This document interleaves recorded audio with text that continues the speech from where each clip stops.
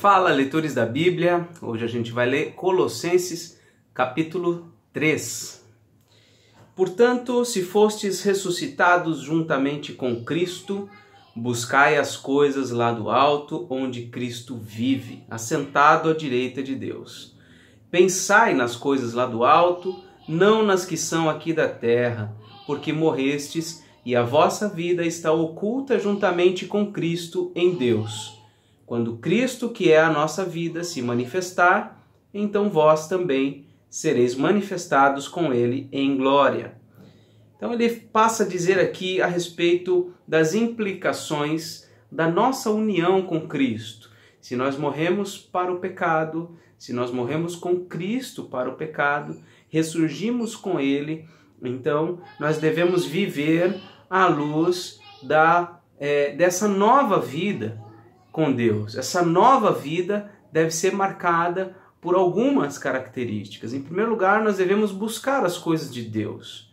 Devemos nos importar e priorizar as coisas do alto, ou seja, as coisas elevadas, as coisas que são aprovadas por Deus, É claro que as coisas desta vida, elas são importantes, e nós jamais podemos rejeitá-las, até porque é parte das coisas lá do alto que a gente viva e trabalhe e nos relacionemos e vivemos a vida normalmente nessa terra para a glória de Deus. Viver nesta terra para a glória de Deus é estar com a mente lá nas coisas de Deus. Seguindo então nas implicações dessa nova vida com Cristo, nós vemos aqui a partir do versículo 5, dizendo o seguinte: Fazei, pois, morrer a vossa natureza terrena, prostituição, impureza, paixão lasciva, desejo maligno e a avareza, que é a idolatria, porque por estas coisas é que vem a ira de Deus sobre os filhos da desobediência. Ora, nessas mesmas coisas andastes vós também noutro tempo, quando vivieis nelas. Agora, porém, despojai-vos igualmente de tudo isto: ira, indignação, maldade, maledicência, linguagem obscena do vosso falar. Não mintais uns aos outros, uma vez que vos despistes do velho homem com os seus feitos e vos revestistes do novo homem, que se refaz para o pleno conhecimento segundo a imagem daquele que o criou, no qual não pode haver grego nem judeu, circuncisão nem incircuncisão, bárbaro, cita, escravo, livre, porém Cristo é tudo em todos. Então, mais uma implicação disso, além de viver com a mente nas coisas elevadas, nas coisas de Deus, buscando glorificar a Deus, nós devemos também fazer morrer a nossa natureza terrena, ou seja, todas as coisas que estão dentro de nós e que são pecados devem ser anulados, devem ser retirados, devem ser enfraquecidos na nossa vida. O velho homem, essa natureza terrena, mesmo depois de sepultado, ele parece que continua vivo e às vezes até mesmo enterrado no chão, ele começa a colocar os dedinhos para fora da terra querendo sair, e a gente tem que então dar uma machadada, sei lá, enfim, bater para ele voltar lá para dentro da terra e ficar lá. É assim, vai ser a vida inteira.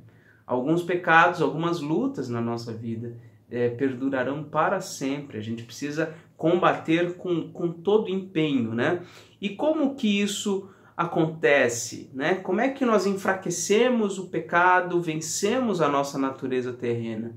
Sem dúvida nenhuma, é por meio do conhecimento da verdade. Conhecereis a verdade e a verdade vos libertará. Veja o versículo 10. Vos revestistes do novo homem que se refaz para o pleno conhecimento segundo a imagem daquele que o criou. Então, o conhecimento da verdade é parte importante dessa nossa caminhada, dessa nossa luta contra os nossos pecados, os nossos ímpetos, a nossa natureza pecaminosa. Seguindo o versículo 12, mais uma implicação dessa nova vida. Revesti-vos, pois, como eleitos de Deus, santos e amados, de ternos afetos de misericórdia, de bondade, de humildade, de mansidão, de longanimidade. Suportai-vos uns aos outros, perdoai-vos mutuamente, caso alguém tenha motivo de queixa contra outrem. Assim como o Senhor vos perdoou, assim também perdoai vós. Acima de tudo isto, porém, esteja o amor, que é o vínculo da perfeição. Seja a paz de Cristo o árbitro em vosso coração, a qual também fostes chamados em um só corpo, e sede agradecidos. Habite ricamente em vós a palavra de Cristo, instruí-vos e aconselhai-vos mutuamente em toda sabedoria, louvando a Deus com salmos e hinos e cânticos espirituais, com gratidão em vosso coração, e tudo o que fizerdes, seja em palavra, seja em ação, fazei-o em nome do Senhor Jesus, dando por ele graças a Deus Pai. Então, se do versículo 5 ao versículo 11, mais ou menos, aí a gente deve, nos foi dito o que nós devemos tirar da nossa vida. Aqui do versículo 12 ao versículo 17, nós vemos o que nós temos que inserir na nossa vida e passar a viver naturalmente, viver como um hábito, cotidianamente, né? Então devemos ser santos, devemos nos revestir de afetos de misericórdia, bondade, humildade, devemos ser suporte uns aos outros, perdoar, viver o amor e etc. Em relação aos nossos relacionamentos com as pessoas do corpo de Cristo, nós devemos ter sempre a palavra de Cristo habitando em nosso coração, instruindo e aconselhando com sabedoria. Devemos louvar a Deus juntos, enfim, várias coisas que fazem parte naturalmente da vida de alguém que está em Cristo, que está unido a Cristo, ok? Aí agora no versículo 18 vem mais uma implicação, né? Agora no que diz respeito à família. A família precisa mudar a partir do momento, né, que se conhece a Jesus, que nós estamos unidos a Jesus Cristo, a nossa família muda também. Como é que deve ser? As esposas sejam submissas ao próprio marido, como convém ao Senhor. Maridos, amai a vossa esposa e não a trateis com amargura. Filhos, em tudo obedecei a vossos pais, pois fazê-lo é grato diante de Deus. Pais, não irriteis os vossos filhos, para que não fiquem desanimados. Então, nesse núcleo familiar, marido, esposa, filhos, deve haver essa mútua transformação, ok? Aí vem do versículo 22 em diante, um outro aspecto de relacionamentos, outra esfera de relacionamentos, mas que também é importante, e tem a nova vida em Cristo, traz implicações para essa área também, que é, digamos, aí na área mais profissional, dos relacionamentos sociais, né? Então, versículo 22, servos, obedecei em tudo ao vosso Senhor segundo a carne, não servindo apenas sob vigilância, visando tão somente agradar homens, mas em singeleza de coração, temendo ao Senhor.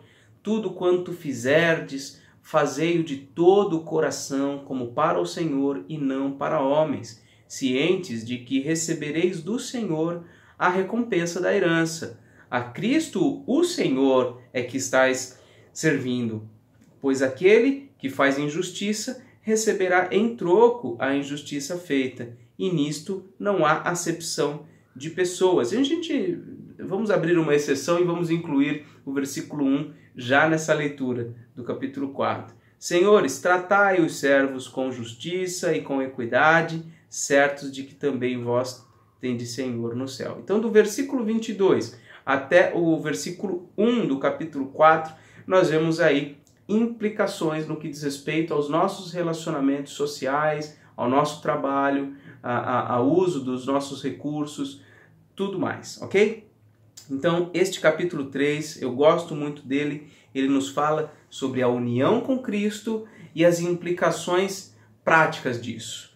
Primeiro, nós passamos a viver com a mente nas coisas de Deus. Então isso nos leva a eliminar da nossa vida o pecado, isso nos leva a trazer para a nossa vida as coisas que agradam a Deus, isso nos leva a viver na esfera familiar e na esfera social mais ampla para a glória de Deus, ok? E uma última coisa, que é a promessa para tudo isso, é o versículo 4. Quando Cristo, que é a nossa vida, se manifestar, então vós também sereis manifestados com Ele em glória. Vocês serão manifestados em glória. Então, se estamos unidos com Cristo, é inevitável que quando Jesus Cristo vier e se manifestar em glória, nós também seremos glorificados e seremos apresentados diante dele gloriosos. Isso não é maravilhoso? Isso é tremendo. É a promessa do Senhor para as nossas vidas. Então, já que isso é tão certo, e está lá no versículo 4, quer dizer, o que está do versículo 5 até o final não é uma condição para que o versículo 4 aconteça. Não, o que está do versículo 5 até o final são coisas que fazem parte da vida destes que já tem essa promessa garantida do versículo 4. Ok? Essa foi a leitura de hoje. Fique com Deus e até amanhã, se Deus quiser.